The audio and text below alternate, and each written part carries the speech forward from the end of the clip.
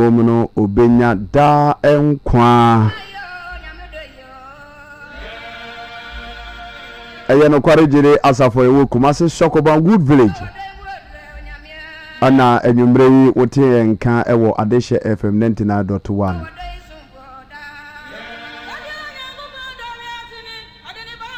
Oman Adeshe adofonom ya mote enka ewo Firi kesie so ene anadwi yama obibia ajo ebiem eba Adeshe FM 99.1 so ejuma otise etwagu nyina efiri nokware gidi asafo ayewo Kumasi Sokoban Good Village ye Bola Junction ena yewo eda edwada nwumre bia no ebra abono nwotwe ekopem donkro so yede nyame asema yemfira mu efavidikeri so edema yetiefo nyina ntebedofo enkwaje ebre no eduru so enti sede da no oyeseti etie urade asem no enanso bawdofo bia mane se bre no aso enkwaje bre na du yakra nkwaje ehu adwuma no adu tie ba beye enti yibeto na mona enade urade wo maye no yede atoa so ebre no kwa na ekọ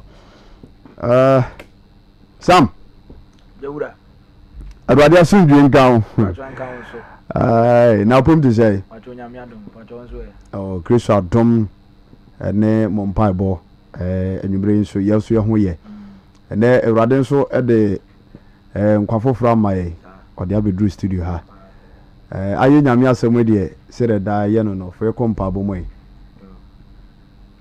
nyankopon senka ni medase adofo ni metie fo ye bompaye ye nyankopon ne abankese ye wo na wiase nyina ye wo dia wo na wote soro na asase wo na sintia so nhina nka wo din da amen ekoso ye da wase ye hyewe ne munyam kanfo din se enumere so aye ope otumi no ho den so wo dia bedru Adeshe FM 99.1 butane nyina ye ba akopɛ eso pato so huye mobo bra bubu ye chidom na bra mofre de wasem obai koso aka na hye den na se wo ye ne sama ne sin yie na asema ye de be koto akra koma so na se wotie no nya nkwaje a ebe hyewe ne munyam utumi ade nyina ma ne boro so koso aka ye na ma ya hoden da amen amen amen yo yemi asam urade nyankopon inshira bebre amen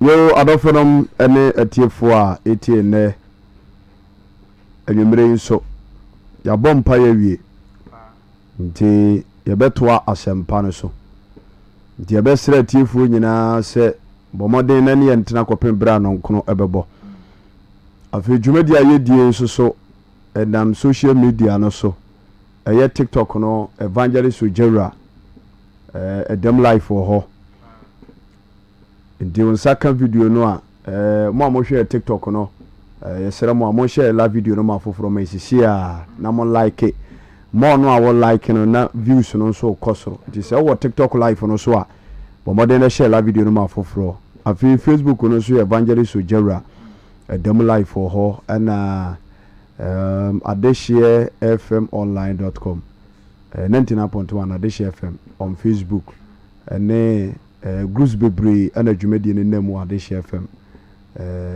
Facebook no so nti bomoden na share video na like and so my na comment Chris won share na amen ena anwumre yi awurade ede asemfufuro bi ahye ya no aye ne adofonom ebedi ho nkomo ana kwasie no ye bai ye no be kasai na awurade ma ye kansem bibre nti ena nwumre nso ye to asempa no so nti bomode se asemo a yegu so a ye kana fidie so no wobetie na ode atu anamo inshanka Kristo de da amen ena asemo a de ba no ya to de se Hwan na wo yonko na Afutuo bei na odema wo Hwan na wo yonko na Afutuo bei na odema wo hallelujah amen Elias asetra yetie Sam yana enkeso nyankopon nipa se wo hoi ubenya wo bia oyo yonko a one ne koba ewo Kristo na omere yem onema Awurade asem so eboa o ya na ye pa ka ye pa bere kamia ese no nipa bebre abrabo ase nyina ye adamfo boni bi a ode ne ho kobata no adamfo boni binti amana abrabo ase nti medofo a wutie ba nidnei ma asem no matudin se why ana oyonko na afutuo bai ena wode mawo ebinuma kwan asai ebinuma wiye aye basa adamfo boni bi ono mo konante yenti hallelujah amen Awurade asam sheni pase do yonko se wo ho ene de ye nhye it is must for you to love someone ye nhye ube Kristo ne ye nhye jeme so amen but adamfo famu de by choice utiemi atiemi ye enya force say chenchina fadamfo baby eni Kristo musa baby praise God amen menene tifie no nko de esese menene nante menene go presu ku ba akumu no nko de esese medem ho bono menene kwa sori ba nko menene ti asori ba akumu no nko de esese menene nante brother madam sister eja wutema anumiri bese ho na yonko na afutuo bai an wode mawo so afutuo no papa ana bone janka Yesu denda amen obi awiase nyina na hwiase ewa abrabom namfosem nti a obi antimo nko suku ama bobra papa ama ye panim papa na ne daache anwe ne ye nyina namfosem zawu tiemi a tiemi ye janka obade denda amen onipa hwiase nyina ewo Nyankopon nim eni na brabo mu nyina enamfosem tia Genesis chapter 3 verse number 1 Genesis chapter 3 verse number 1 what you say na wonye nitie chen wuro mwadom Nyankopon ye won nyina si hayo Awurade no na di ni tumi bo nipa yes owiye ana obo mwadom nyina ka ho ana wahyehyɛ boundaries ema obia wana kwai ene na hyɛde ene ne dwumadi a odi nti Onyankopɔn wiye ne bibia yon ana wode mmara ema wo nipa ene ne yere ti hayi wode mmara ma wo mienu so munne so adamfo bi ho se odo ho kɔbɔ no a me pa chawo bebre wani mo nyam sai woni mo nyam timi sai etimi sai sembo me de babo no ba jira wo janga ba de rida amen enti obabi etiem anwumire adamfo guro anu ayanko guro nti ni kura jaan awade na gu hallelujah amen nti Awurade asam se na owoye ni tie che nwura mwadmo Nyankopon ye won nyina aboa wowo emoduma Awurade Nyankopon ye omu nyina owoye ni tie che won nyina tie haye sam wiase obi a okura wiase nyansa na oye anitifuo wo wiase fam uhuna suro se ni pa no me na me gajo obi onso say wo ye nitifuo eche nwura mwadmo Nyankopon ye won nyina Nyankopon ye won nyina hallelujah amen dinania teche nkusie nania teche jata dia so ye panimu ewura mu mwadom akusie wotwe George hasie zamwo nkuma achechede nom ne apranom adoanom ne samwo nketoa nania te we so wise obi anto no wiser than samwo adom ni nyina nti wase de ba ka obiem wase na owoye ni tie che nwura mmadmo Nyankopon ye won nyina owoye ni tifuo echen ewura mu muadoma onyankopon ye wo nyina oye onyankopon ye wo nyina ko no ka kire oba no se nti esai anitia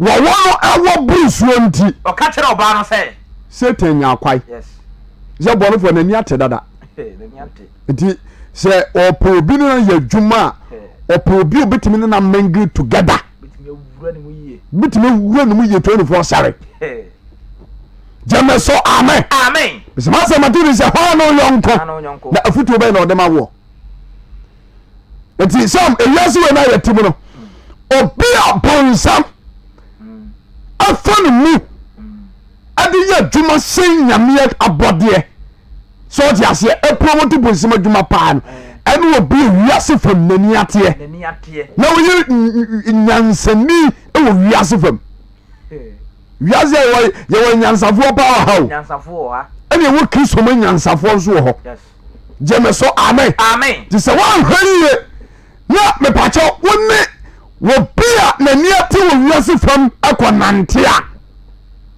wa bra bo sai nshanga ba de bi nsabonsam wo ye dwuma opo bia nani ate no ye smart yes o wiase fam wo de dwuma hyane nsa nti wawa ebuo dwuma mu on set and time no ni nipa noso nipa mienu pe na wo yes nti bonsam pekwa bi so aye dwuma bi ase nipa nhira so ti ase ti sanati ade a meme bonsam asese me bibia metimi wura no aye adwuma na me na fie yes nti ohwamuom ohwe jata no ze jata ntimi nya adwuma na ohwe se bo wantumi yes ohwe ka say sisire wantumi sisire enya de se metimi afere mo aye biribi ohwe oyo wantumi hallelujah amen nti na twase wo fa abro wom wo hirisa wo nani ate de we wo sinante edada ne ho na ho anu agogu dua no so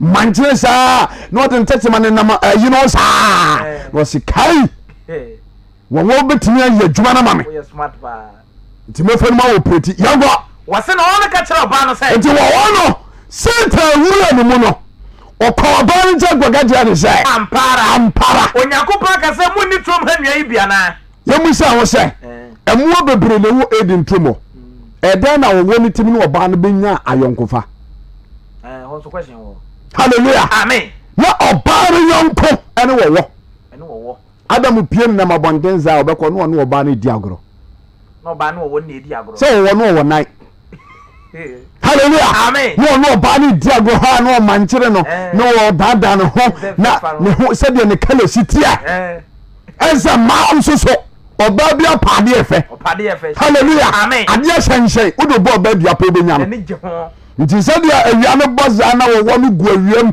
na no ho te yiram saa na jesu hu dia wanya oyewu hallelujah amen nti Satan awura wo mu anama nitia na obonofo no ewa oni wo dia emengi together nti ofanu mu yes ari adwuma tia oban ko wase no ka kire oban no se ko ka kire oban no se ampara onyankopon se munni tom hanua bia na tuma nyina munni bia na na oban ka kire won se tom hanua nyina ye dibi na so dua sitro ne mfimfina ba de dia na sitro ne mfimfina ba de onyankopon ka kire en se onyankopon ka se munni bi na so momfa mo nsanka hallelujah amen nti hwa bonsam ekofa wo woni mu ana odada oban ana oti aduaba no bi di ene omo ye bone yes ana odi bi ma ni kuna oka no hallelujah amen so oban ekofa wo wona damfo a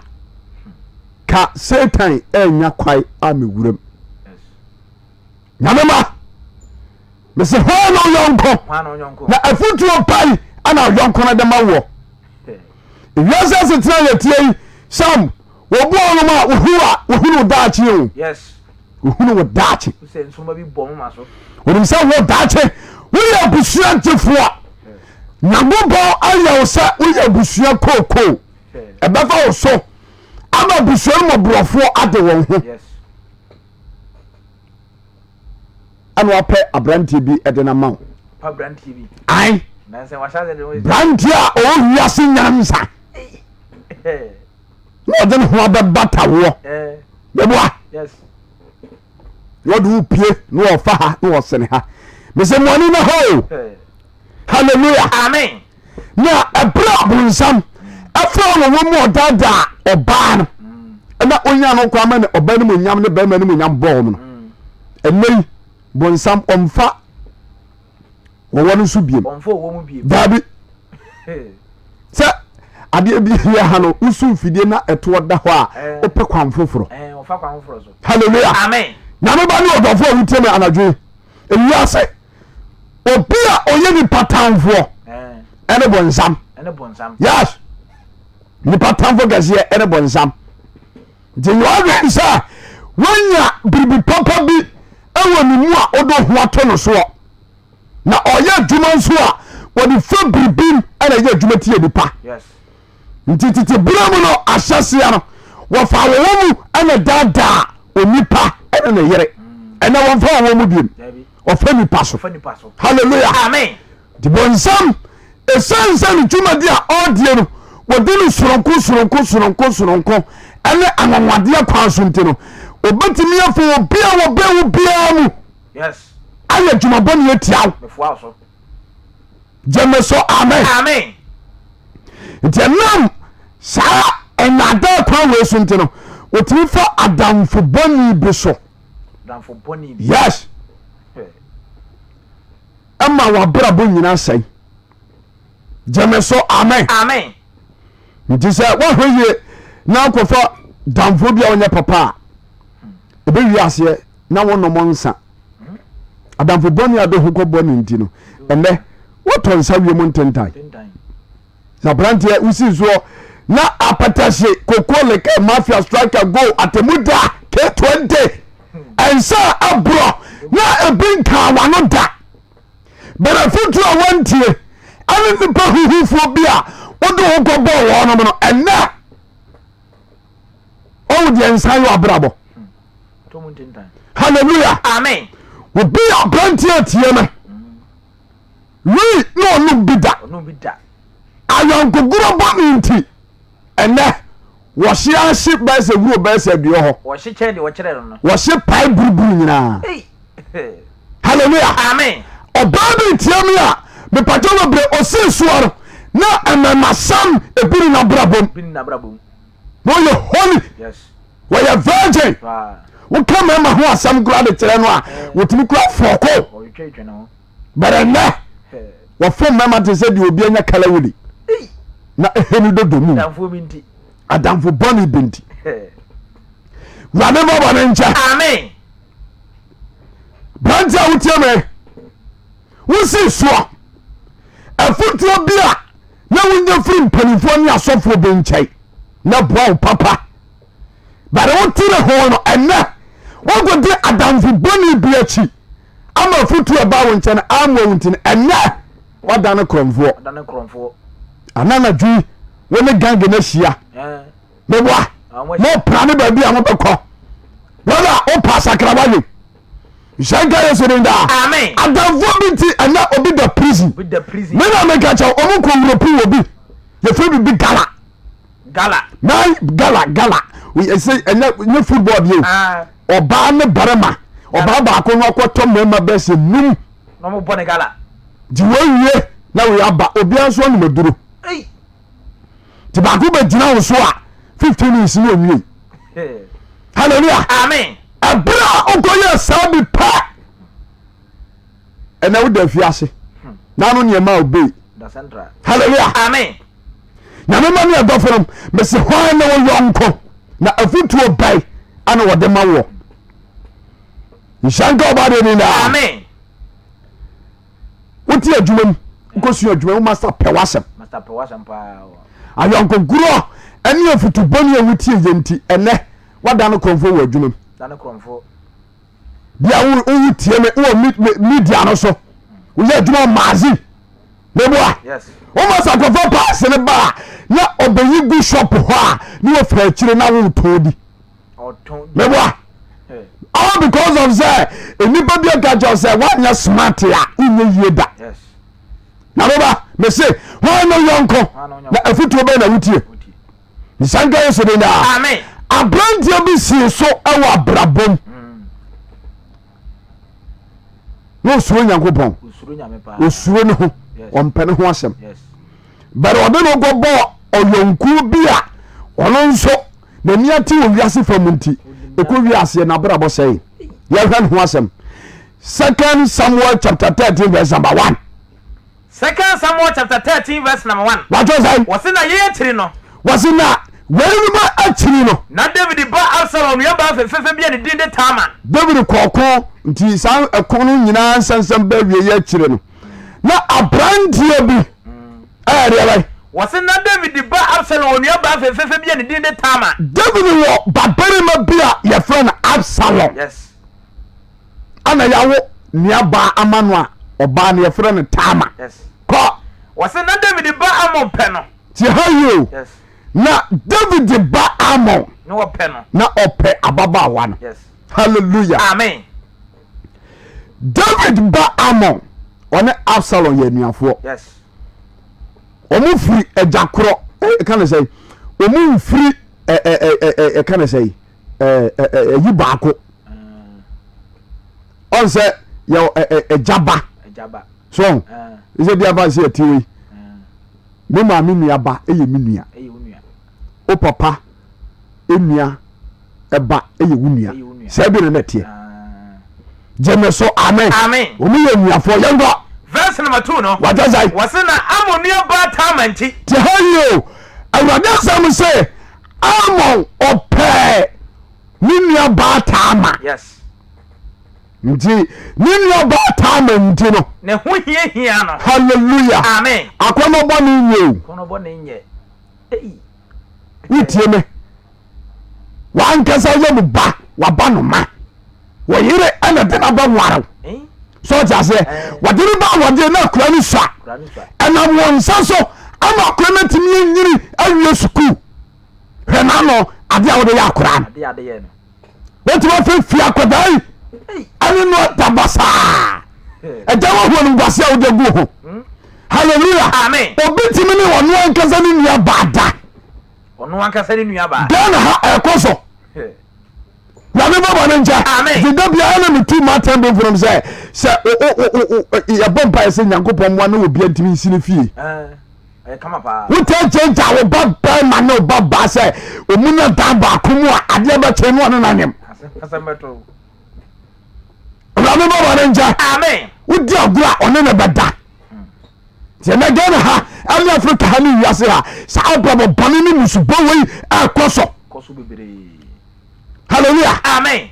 Ana nyahe obi kwet me eman ho kwai ama wan kazali ye me ba ene ne da mami o wan kazali ye me ba ti wade ye bo man na ameto media no so na oba basia atimi awuro ho a kire ne ba bema awuro ne ho a kire no eno ko aka bi kire nipa se bagana bombere fo amamu ni o man twena so a ka kura ne ba nyini nu ame ne ma na teda kwasa sam sa le gozo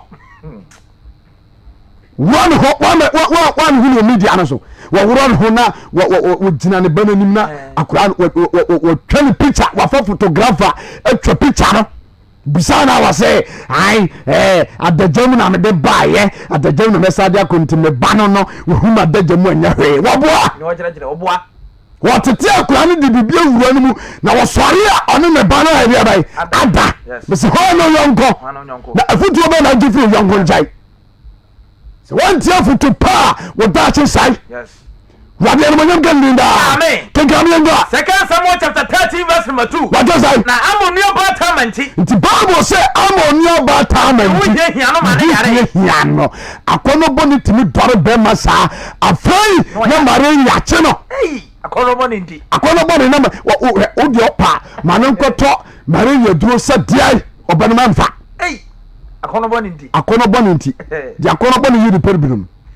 So be Johnson what I yare malaria ne sane mano sane mana. Timpabo so. Na kono how. Rana no wanenja. Amen. Ke gabianga. Wase na mu ni apartment ni wo hia no mane yare. Ni hia no mane yare. Amane yare. Hallelujah. Amen. Sa sem we awarifo bi ne mission nso. So wo tie me. Na wo kunu. Atu kwai. Yes. sɛ wɔbrɛ kyiro sɛ wɔwɔ Ghana ha baabi na so ɔkɔkwa so na ɔntimi maaya ebi a 3 months 6 months 1 year 2 years wota yare a ɛnyɛ bibia wo bɛrima ne wo nkyɛn no ntia secret baako ɛwɔ awadeɛ saa awarefo no ɛnyɛ bayiye tiɛniye nyɛ bayiye fa nkwɛhyɛ bayiye na meda na yare saa nneɛma no ntia ɛsɛ sɛ du baabi ɛsɛ sɛ wohia bɛrima no na ne nsuo no bɛfofra wo die no na nkwamoa no tumi yɛ den ɛnyɛ bayiye meka no ho agyina wo jẹ́mi sọ amen yẹn tẹ dọ̀tọ̀kọ. ẹ̀ntùwàsó náà twẹ́ sẹ́. wàtọ́ sẹ́yìn. náà wọ́n yẹ ọba bunu. wọ́n sẹ́ báàbùrọ̀ sẹ́ náà ọba àná. náà yẹ ọba bunu. wọ́n yẹ ọba bunu. ẹ̀yà amọ̀dé sọ́bẹ̀ ẹni bìrìbìyẹ. hallelujah amen. jọ́nsẹ̀ báàbùrọ̀ náà kẹsẹ̀ ẹ̀yẹ amọ̀dé sẹ́. ọbẹ̀ ẹni bìrìbìyẹ. ọbẹ̀ yìí ni nìyà bá ní bìrìbì wọ́n náà kẹsẹ̀ ń wò sẹ́ ẹ̀yẹ kyiwadeɛ sẹ́ ọbẹ̀rẹ̀mà ní ni wọ́n náà kẹsẹ̀ ń mú jà ẹ̀bẹ̀ yẹ àtàpàdé. yes. ẹ̀sọ̀ ní ẹ̀kọ́ so who is your friend. yes. wọ́n á yẹn gọ na Afutuo báyìí na ojú fún mi nkyɛn ɔbaa no na ɔyɛ deɛ báyìí. na ɔyɛ ɔba bu no. ɔyɛ ɔba bu deɛ kɛse ɔba bu a obi a wɔyɛ virgin. ɔfa ne ho nka bɛrima da. nana Ghana ha yɛ kɔmɔ wode ababa wa sɛdeɛ wo maame si gye wo die wo papa sɛdeɛ wo si gye wo die ɛso wo tia me wonya virgin wo media no so wonya holy so wo tia sɔɔda nanoma ne adɔforom saa suban wɔ nyinaa ɛnamfoɔ binom ana ɛhyɛ kyire namfoɔ binom na wo smartphone so na aba no wonim nsɛmɔne nkurɔfoɔ di wo maame ne papa ne wada no wɔda matress no so wɔ fam hɔ nyinaa no wɔkyate hallelujah amen wɔkyate wɔ fam hɔ wonim sɛ woadum tv no presla da ade asan da na wone kuru atwe crossbar no curtains no aka ne na mo hetire hɔ ɛne deɛ moyɛ deɛ mo amo asɛm hallelujah wɔno so ne ne boy kyate hallelujah amen wɔkyate wɔ fam hɔ ne ɔkɔ video call di nkɔmmɔ saa wàá bọ̀ wọ́n nkyɛn. amen. kíkà bá bọ̀ lẹ́ngọ̀. Second Samuel chapter 13 verse number 3. wàjọ sáyé. wọ́sẹ̀ náà mọ̀ ọ̀dànfó bí ọ̀fẹ́ ni Jonadab. tiẹ̀ ha yìí o wọ́sẹ̀ náà àmọ̀ ọ̀dànfó bí a. ọ̀fẹ́ ni Jonadab. ọ̀fẹ́ ni Jonadab. David ní Simiaba. David ní Simiaba. àdànfó mesi o fẹ́ bi be very careful. bẹ̀rẹ̀ kẹ́kẹ́ jọ sẹ́ àdànfó no ẹ̀yẹ by force. ètò wọ́n bí a wọ́n ní nàmú a ontimi amuama wontimi nyɛ adeɛ yɛ kristo ma de papa bia twomfiri no hɔ adamfo a ɛdu kwasɛ no no memenda a ontimi ne wo mpa sɔre twomfiri no hɔ adamfo wɔ fie a ɔbɛfrɛ wo a ma yɛmpie yɛnkɔbɔ boy yɛnkɔbɔ gɛ anwamansam ane atamdidie ana hyɛ ne kɛtɛ ma so no twomfiri no hɔ ɔnyɛ adamfo papa nhyɛnkɔ ɔbadeɛ bi daa amen nti Bible sɛ wɔyɛ deɛ wɔyɛ. Amu adamfo bi ɔfɛ ni Jonadab. wɔwɔ adamfo bi a yɛfɛ ni Jonadab. David nua Simiaba. David nua Simiaba. wɔsi ne Jonadab yɛ onitifoɔ sɛ. ne Jonadab. oyɛ onitifoɔ sɛ. ɔnsa ha wabɛ kɔnfɛn di Genesis kaa no. mesi bɔnsam wɔyɛ adwuma fo obi a n'ani ate so. wɔsi na ɔwɔ yɛ ni ti kyɛn nwom na wɔn nyina. masa sɛ wɔnyɛ smart yɛ aho bɔnsam bɛ fo bi so asɛ wo nyina soɔ. ɔnsa ababaawa bi. wɔhaseɛ daadaa wɔ yɔngɛ wotie me deɛ wɔfa sɛ wɔdamfo no ɔnso ɔhyɛaseɛ ne nsɛm bi daadaa wɔ baabi a wɔnyina bio no deɛ wonya kwada lenda paa sɛde ɔsitie wanyamea bɔ hofɛfo hwɛ nneɛma kita wo animonyam hwɛ nneɛma gu akyi hwɛ wode wahwɛ hips nyamea ma kokofoɔ sei na wɔsɔre anaa didi wo maame no makyi baabi a wiase no duro no deɛ len baabi o na abɛdɛ no watɔ atare papa hyɛ wohwɛ me deɛ mayɛ wohu me sɛ check me out na ɔdaadaa no ho na bonsam no abɛwura no mu na Pentecost ni baa wokura na wokyɛ sɛ wo sɛdeɛ wosi bɛ ho ase sɛdeɛ wosi bɔ mpayɛ a ɛwura hohu mu ɛma nsɛnkyerɛnne bi sisi wo maame no papa no ne wabrabɔ mu no na watie bonsam nipa wei the agent of Satan wei na walenke wa ma bɛrima foforɔ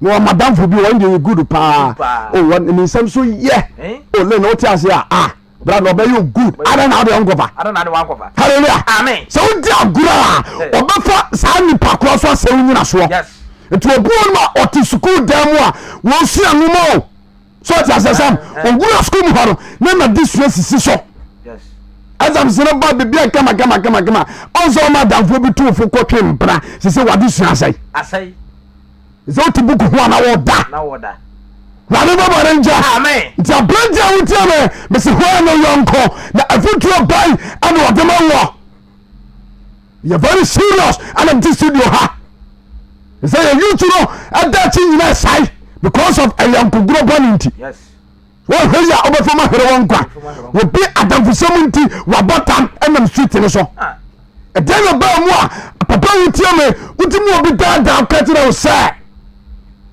fawi na chi oba nyo sumye de ho atono so wo fu a wo garden oba no go head mu anu mu obi tufo anu ko pe esukwa no ma bi a wo yusuo school ni bi akwara bi artificial color akura wo nyo hu adware na na ne deda na me maniska kura wo hu adware ana ne deda Rabbi Baba nche amen kenta baba ne ko Samuel chapter 13 verse number 4 what you say wase no ka che no say adentina ohene bommu wo fo say wodi na mitie nso beduru ha you adentina ohene bommu wase wo fo say da no pai tun kan chere me ka chere me na mo ka chere no say ana amo free na kuma mu nyina ka chere me say pemi ne Absalom ne ba tama hallelujah amen before sabon samba soviet nnipa no wo tire wonum kasa so anu awaketiaw yes obana ko ka enkonya ko ho kwai amo ankan chere na kanadanfo no so enya krontu ne futubone yes tinan sem ya ne yonko so ho bis Hwan no yonko hallelujah amen obawore fo utie me Hwan no odamfo obi anware na ne ko nakrana na ka ware mu nsem nyina re tire no ba bi ebotiri Rabbi Baba renja amen aya den na utimi de wa ware sam abikosi adwumam na ukama wo bia onware ye etinsa aware sam edientia why yado asaba kaza ebonsam wan kaza na hihye no mayi bis Hwan no yonko na Afutuo be na ujifiri ni banjai unu obi na tie anu wo hw so tiase de bi la se sam ba na beka so obi ntia tena no entisa dia wono ma no tie wabusuo ni bi o ma mi ni eno papa ni bi anu wakonya ba bi ahye e den ya obehye so kakra wonya ba bi adaka the building title is very important yes it do nyimra aduane awu bedie is very important yes so wonya aduane die nyimra no wonya bi anya no pa e better chance say wo bedi dia no pa na anajo de kombeda a very serious want man wadam fu bia bo waso am go to frifie ho onse na wa stranded o street ni so adwuma wo sia awrasia so nka wonya awa adwuma ni na ma satime kiraw na daache wonya ba bi dina no anso odi namfo achi namfo boni nti ende wo po ma men kirekire nyina togu wo po o master kirekire togu ana wo tu akotena wadamfo so anza na wonyam he say one no ho but I too late sakotena kurase na pamoro na kwatene kurase Rabbi Baba renja amen kigane go Samuel chapter 13 verse number 5 what was I na Jonah na bukata no say it is Jonah na bukata amon say koda on paso we a very simple technique me mo adwen we they say simple so ma ho kwan a bonsam be fani pa bi so asewi na so yes Jonah ehuru amon dache se dache wo hene ba obetuma be diza so hene yes hallelujah amen wo kwan bonsam ba so se ni pa nyina so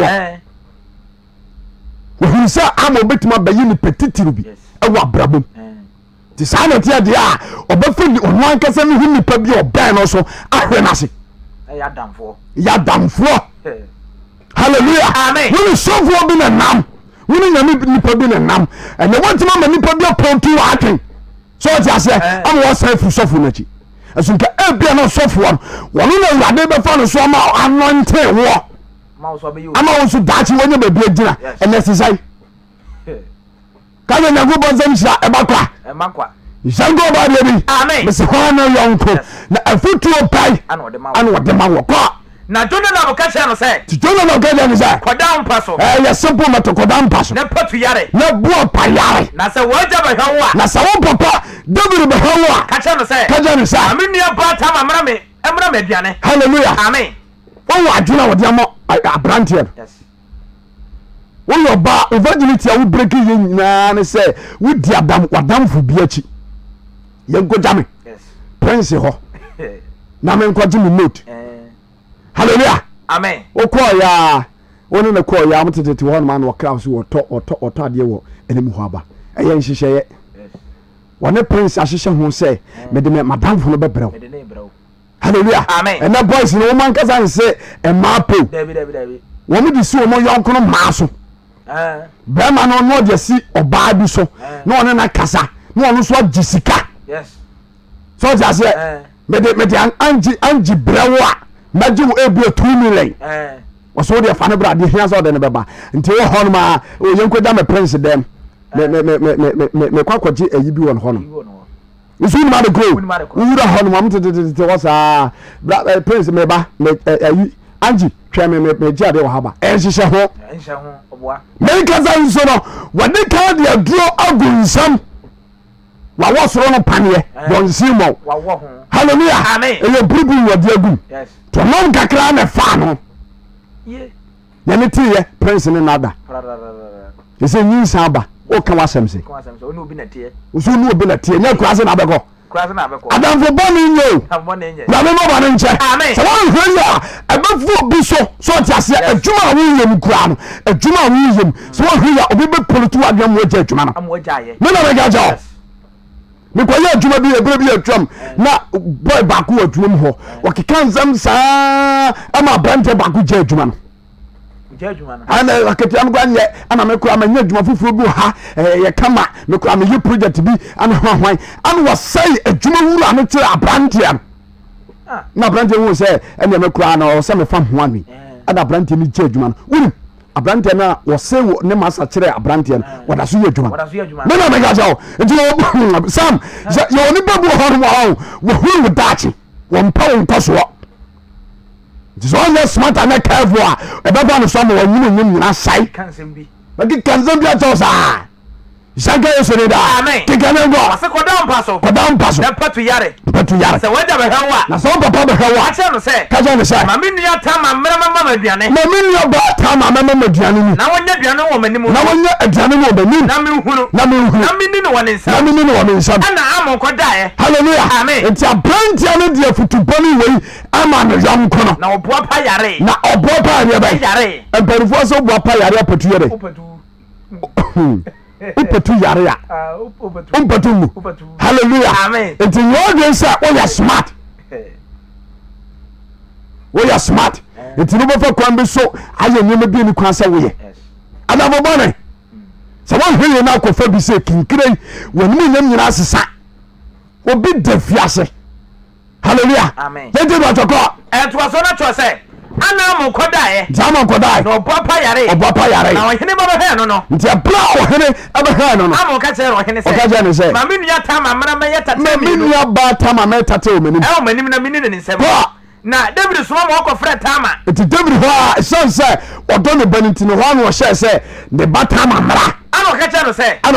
Konua mu fie. Konua amu fie. Kwa ye duane ma no. Na kwa ye duane ma. Na tama konua mu fie. Nti ababa wonu so nim adwene a ewo ne bra ni tirim. Hey. Bedofo, wonu ma genku a wo yanko no ageva huo. Na busaunza so ya adwen papa. Wuti kristo nase. Wuti mama ojonko bia dada. Awo ho asemente. Enne wakwa busomfie. Bia wo kan tamza wo va wo nansi hoda wa brabom ba bia wo din sikan tamza wo gowra ho adamfo a wo don ko ball ntin enne wo kowra ho edin sanseme ebe hu bani bia ba waro we hear Christ I just saw sakira wadin ebe he kristo Shanka Sudeda, Kikameko, Natama Koninu Monfie, Tama Koninu Monfie, ono de, now da, not the hawk, no farm more for 10. I'm not far, Marino Fete, Or yet Tatan him, Kikameko, now what say Tatano, now what to a Chadadiano, I'm not yet, and come up, no hearing the name, and so one persuade. that's I'm on persuade. Now I'm on Casa, And I'm on Casa, and Nippon in a film champ, my new penny and ten film in Janko, and Nippon enough in the Wadi. Kikababo, Now I'm on catching your bad time, I say. it's a bra or Pamu Nippon Frediano, and a car of Union or catching in your banner say, But you are no bread, Piamina Minu and some a Janona Bra, a chamber, yes. no meaning with some. I am so much. Qua, Now tell my far. Tatira way and the command in your mouth. one of 4 Jan do that damn ho. Now, other man is so near. It's a bassa, what did General Martin say on you? Also, the most So, I know catch on say. I don't get any say. Brabadam in China. Brambam in Chemina. Catch on say. Anna or Abanika say. Debbie, Minia, and Mama say. On your how is them. Now, when your Sadia were Israel, You hear the gentle same way. hello, one name Quasia, Namedia, Namedia, he put them in my Horabaco. hallelujah, Amen. to a bar to Miniana. Yes. Was in your virgin, Brabasi, and that is I. About tell you, virgin. You say, who breaking virginity? No, Yamian, what he has you. What he has. Breaking out 12 years. Now you're holy, and that is I. One more Baba Hobbit in a north house, I'm a brand here. Ah, a brand here. A dear town who I do what woman say, will not be done upon bra over why, and that is I. From Woman, a young could be, I can just say, one year be a baby to me. you could look. One year be me. I, Hey, now some men in Crawford can be trained me. Za, Well, because I'm say, ah, you quite hear you of friends, so runs for the school more. Yeah, do anything about my quack runs for the say. Now, once you didn't know, I was some bacani. One so far bad than was it, Debbie. Oh, if you said was what 30 years. Hey, and one for bad and Tina, why you say, why Jim? I say, why Jimmy? to what movie? To Botibubi. Hey, Run for the catcher, stress. Running for the Papa and Amen. Why don't you so much Jimmy? It is some know what you are walking car Babu to a Jimmy. Me. Do you be what Jimmy walking car Babu say? I run about the boy in child. Amen. No, who could buy more? And you are sending your Bonia. I didn't put close to me free me. Yes. So, Bonnet. if you are seeing your son, because someone a good boy. Yes. I want them to get me down. Amen. Take it over and go. That was one to say. What was I? Was not calling you on the chow anymore. To a cordamo. Now, catch a time I say. I don't catch a time. I I said, never pay them in the winsome. Branamini, telling you on Some some. of Fatato and the commanding Yamo piano. I know what the man is saying, you know. To a plaza, what did gentleman in your son? Was so anymore. So you Catch on say. catch on, sir. Madame in Chemina. Madame in Chai. God, No, catch on say. I don't Gaza. There be minia. There be And Madame say. and Madame say. When yes, how is it? When yes, I know you When say. you're the some way. And you're doing this. Now, dear. Now, dear. He put them in my home. Then go. Now, what dear? Obey say, is there with the Chenubi? Obey says you didn't tell me. Yes. God. Now, Afe. I know I can quackasa. I know him go Gaza. On famine coming. That's how you do. Verse number 14. Can see some you got. Now, verse number 16. What was I? Now, Okacha say, Pamua, or Pamu, as in the Bonia, why, yeah, Meno. It was okay 15 no Banwa. Was it a son who didn't change into Yes. one and a die. When they die. John and a die. Was it or time no chain? Can I grab 15 no? Verse number 15. I. Anna more day a tank can see a tiny pea. It's a bra on any day your pat. Or the tank can see a tiny pea. The onset has it wrong. Brenu Sentia, Quebec Hansom. Hano. One more, oh, me person, 1%. Bisa say a dear sooner we dinner the worry. A dear sooner we dinner. A probably bread the corner the worry. A corner. I also say a corner burn mono and so be our yard. Anna or until the last of a fornication, it's in my door, baby.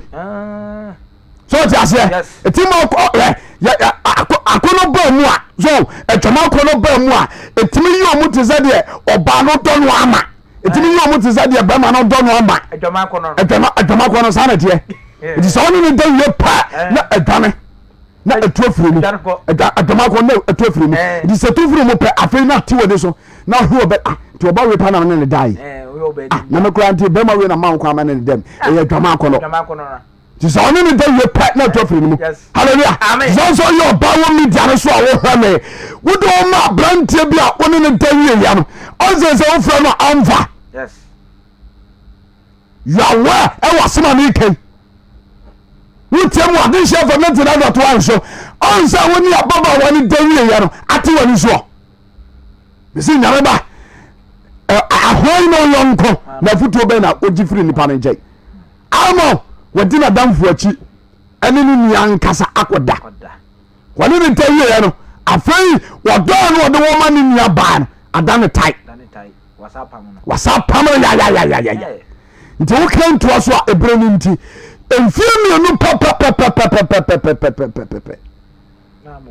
ana Absalom ekokum ni nia wale baba nche je wadada no wati ho didi nti oni ba bebre wo e sesem mu asam namfo bi edo mawura kokendilem obabesia no hwia 3 months no yare da de odi ni wuram na sakra wono na kam wasai wo bi atonsa we mu ntentai de odi ni wuram sade we mu no wono no timi jai be fa kriso badia wono no edi na danfo chi okoto mu no wontimi yai nti na mentumfo na dwi se hwo wo Shanga yesterday na bonsema mfo obi so ansa wunyina so kristo bia so akavo Shanga yesterday amen Jeremiah chapter 9 verse number 4 kasam keke bi o ma Jeremiah chapter 9 verse number 4 what was I wase mo hwem wiye wonyonko no ete bra wutie me fi sabre ko no hwe wiye awonyonko no ho awon dia wo fra se wadamfo no obi afa ne ho nto onua biara mfa wo ntuni pa bia so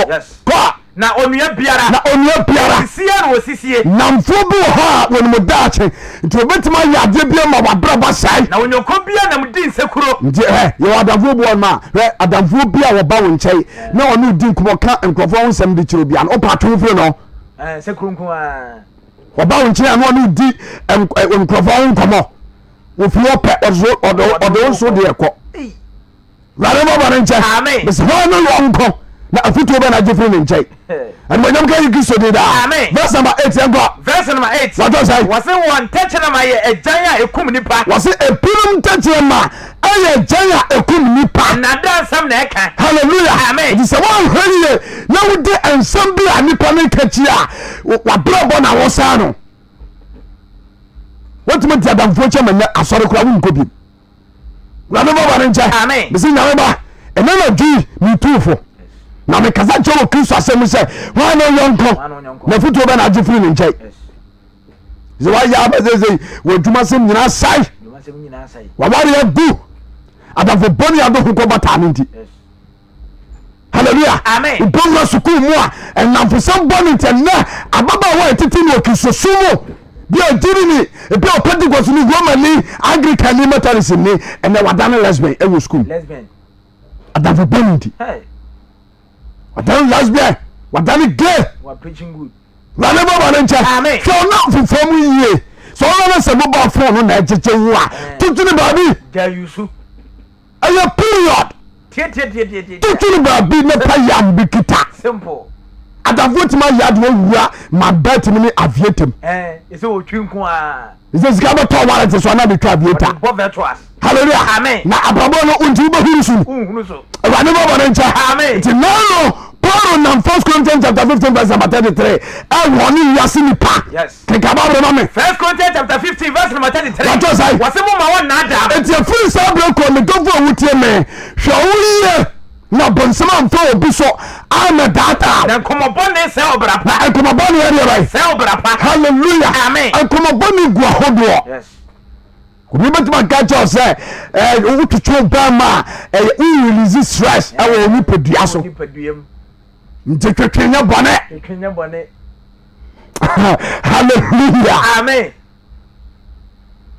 nyameba anchana mde ba seven bena wie ete wada sam se de ba hai mo hwe no ma na da mo we hwe ye no bia na da komo bone se obra pa komo bone se obra papa yes won hwe ya da fo bone be gacho se o ma me baifuo efi na konsi obi suafie biem enko ha nhwa ma me hwa papa wɔde ba wiase wanhwɛw nti na wo so na bɛde gyina adini you do me I do you so just say deɛ nhwɛ no nyame ba mesi mewani nna hɔ na ewiase sɛ adamfo bi a wɔne nam no wɔne wo nante wɔ kristo mu a twe ho firi ne nkyɛn yɛ sɛ wobɛnya wo haw nhyɛnka yesu ne daa amen sɛ wofa adamfo bɔne a wosua nanama wo Proverbs chapter 22 verse number 24 ɛyɛ True Faith Church International Kumasi Sokoban Wood Village Bola Junction ɛna mɔte yɛ nkɛn nkyɛn na mede masɛm no bɛna wieyɛ nyame ba ne adɔfo nom yɛtuufo wotie ɛbɛboa kenka ne nkɔ Proverbs chapter 22 verse number 24 wagye sɛ ɛne obufufoɔ amfa nyɔnkoɔ nti awurade asɛm sɛ ɛne obufofoɔ nyɛdeɛ bɛyi ɛmfa nyɔnkoɔ ɛmfa yɔnkoɔ na ɛne ɔbarima ne berefoɔ mmɔ nti obu hɔ nom a wɔno nso abufuo ɛne ha no na wɔnsua na ɛna wo ne nipa korɔ nam nti awurade asɛm sɛ ɛne obufofoɔ ɛmfa nyɔnkoɔ ɛmfa yɔnkoɔ ɛne ɔbarima ne berefoɔ mmɔ na obi a n'ani nso bere bradeɛ ɛne ne mmɔ ɛne ne nante na wɔnsua na akwae aberanteɛ sɛ wo ne ne kɔnante a wobɛsua no akwae na woanya fidie amma wo kra halleluya amen nti wo nso ɔse mpanimfoɔ sɛ kyerɛ me yɔnko na menkyɛw ne na subae menkye wo subae yes kyerɛ me yɔnko na menkye wo subae nti wo sɛ adamfoɔ bi tumi dada obi saa ne ɔnena kɔgye sikaduro ɛbɛwia sɛ ne ɔnu ne ho de na kɔwura baabi adamfobɔne ɛnyɛ twe wo firi ho nhyɛnka yɛ so ne daa amen adamfoɔ bi wɔ hɔ nso so a wode ho bɔ no a wɔkyerɛ wo nkwagye akwae nkwagye kwae Proverbs chapter 12 verse number 26 asɛm na yɛɛ no no Proverbs chapter 12 verse number 26 wɔtɔ sae wɔatwerɛ sɛ ɔtene ni kyerɛ ne nyɔnko kwan nti ha yie o wɔse hwan ɔtene ni ɔtere nini ɔkyerɛ ne nyɔnko kwan akyerɛ ne yɔnko kwae na abɔnefoɔ kwan ma wɔfom halleluya amen ɛberɛ a wɔbɛyɛ kristoni na ate nyame no ase hɔ ne yɔnko kristoni ate nyame no ase wo yɔnko guo nyinaa yɛ wiasefoɔ kɔnsafoɔ nko a wode ho a wɔnte aseɛ kristoni baa na a wode wote kristom hwɛ group ahodoɔ a wodwane no dwane ɛwɔ whatsapp pono group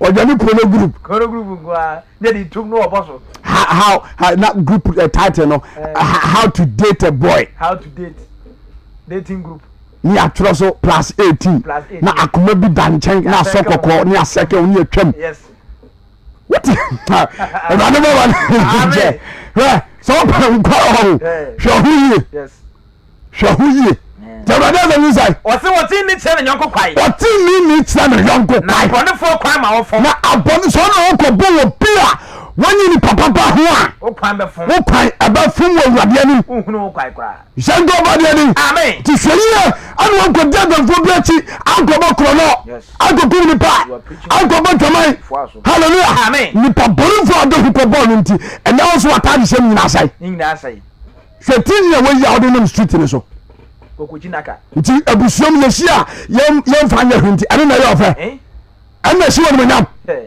nhyɛnka yɛ soro daa pɛ wɔ bi a kristo honhom ti ne mu dɔnsɔ ka Proverbs chapter 18 verse number 24 a wɔse adamfoɔ bi fa mo ho a wɔkyɛn wɔ nnua ebi ne David ne Jonathan wonya sɛ adamfoɔ no bi na ne nante a ɛboa wo nhyɛnka yɛ soro daa yɛyɛ ba kristo m yɛfra wɔm yɛ honhomfoɔ na kristo asɛm to mu neɛ no ɔmananteɛ ɛna awurade deɛ bɛdu mpɛmpɛnsuo kristo nkwadamfo bɔne wom so ɔte aseɛ nti bɔmpɔ yɛ yie na wo nkonkron ntare te wɔ bibi a woyam na adamfo bɔne sɛ wode bi ho kɔbɔ saafoɔ no bi a wɔnom nyam wo nhyira wo nkwa ɛtumi te kora firi asase yi so na daakye kora no wotumi kɔ bonsam gyem nti mentoɔma asɛm no nso biom hɔ ne yɔnkɔ na afutuo bɛ no agye firi ne nkyɛe awurade hu yɛ mɔbɔ ɔma ɛhu nkonkron ɔma aboafoɔ no boae ne tumi no mmoa yɛn daa yɛ nyankopɔn ne aba nkɛseɛ wona wɔbɔfa so ɔmyɛhunu sɛ anyɔnkopɔne sɛ wobra pa nti kɔ so akaeɛ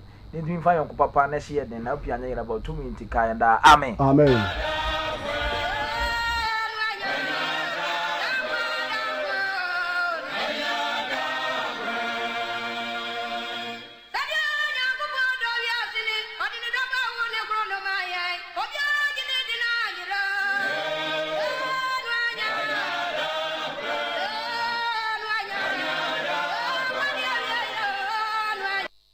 asɛmpa no aba na wieyɛ obetime afre abadwumadie ne so number yɛde di adwumadie ne ɛyɛ 0593 0593 73 1473 0593 73 1473 obetime afre aba ɛsusisia yɛbɛpia watum na yɛne adi nkɔmmɔ 0593 73 14 73 yɛnya ofrefo a odi kai. Hello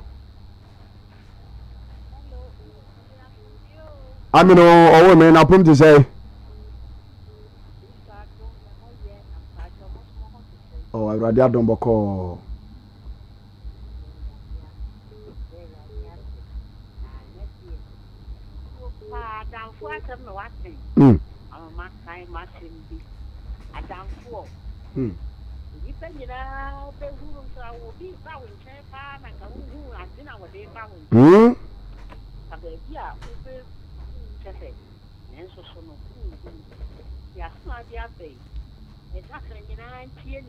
Amen.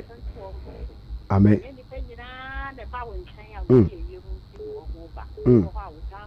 And correct.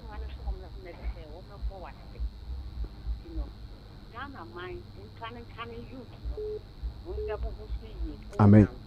Amen. Akorade obi ayi bida. No correct. No correct. No correct. No correct. Oh me nyankopon hia bebre. Amen. Amen. Amen. Amen. Amen. Amen. Bye bye. Yako ye Luxembourg, Germany abrochimem. Mama yada wase bebre. Nya ofofofofo. Hello.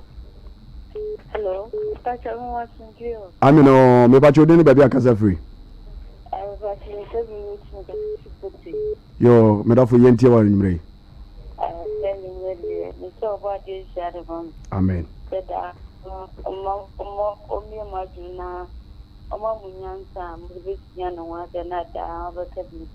Amen.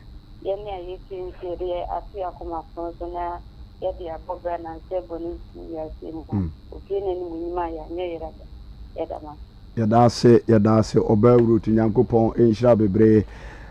Ubetime afre abadwumadie ne so 0593 0593 nya ofrefo. Hello.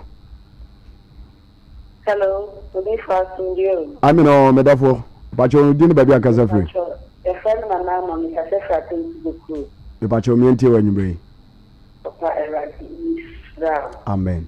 Amen. Erati no mo aye. Amen. Erati Israel mo pa o man sempa. Bibia woni papa beti. Betreye. Erati Israel mo no kamo pa. Amen. Amen. Amen. Bye bye. Yes, you da say nyankopon insha. Hello. Hello. Yeah, bacho dini baby akasa free.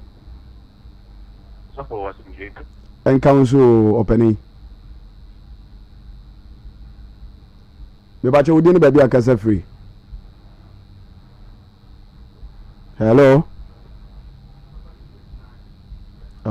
Went me nyina so. Sam. Yebre no ayebre. Ayebre. Se went me enwure mu a emane haw. Kristo ya domo a kwasiada no pa no nson. Yebeba afidie so na yene asabetoa asempa no so. Yene amote yenka ene anadwi eye True Faith Church International Kumase Sokoban Wood Village ena yewo. Yefa kwanya so na ye de ato adofuru nyina enum se Kristo ya domo a ukuada weni ukuada bia no eye yempa aboda kese enti ba bia wote yenka firi bia dodo ahwe media no so nyina no bomoden na efa ka be piem Kumase Sokoban Wood Village. Kumase ni nyina Sokoban Wood Village ba ko pe enti bomoden na bra na eni mehia number obetimi e de ba asɔre hɔ nam de tu dwa no 0243 81 97 56 0243 81 97 56 ebia wɔ nkɔmmɔtwitwi biara ɛwɔ akyira wopɛ sɛ ɔno yɛdi nkɔmmɔ a frɛ number no ɔfra yɛbɛgye wo so na yɛno akasa nyankopɔn ɛnhyira adɔfo no nyinaa yɛfa kɔnyɛ so ne yɛakyea misafo bi wo ne w'adwumayɛfoɔ ne adehyeɛ fam adwumayɛfoɔ no nyinaa nyankopɔn ɛnhyira mo alo na afei nso ɛyɛ yɛsɔf pani odifoɔ Jacob Bɛkyi papa baabi a wɔ bi anadwo yi awurade nyankopɔn nhyira wo ɔne ho kɛne mata Bɛkyi afei sɔkɔma wood village asafoma nyinaa yɛkyea mo ana afei nso asɛmakafoɔ nyinaa no wood village asafoma ɛne nsakafoɔ yɛkyea mo nyinaa sam nyankopɔn nhyira wo junior ojawura kalo aha nyankopɔn nhyira mo nyinaa kristo yɛ adom a ukuada wɔ ya bɔhyɛ asase no so bra 0243 81 97 56 frɛ number no na ɛgye direction no fa bra na yɛmmɔ empire na bɛyɛ nhyira